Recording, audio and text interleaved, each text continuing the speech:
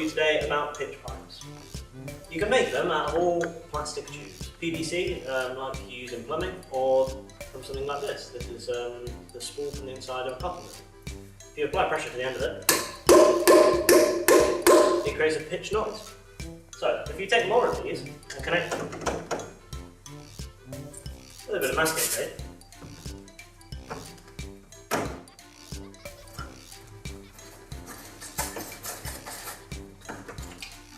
then as the tubes get longer,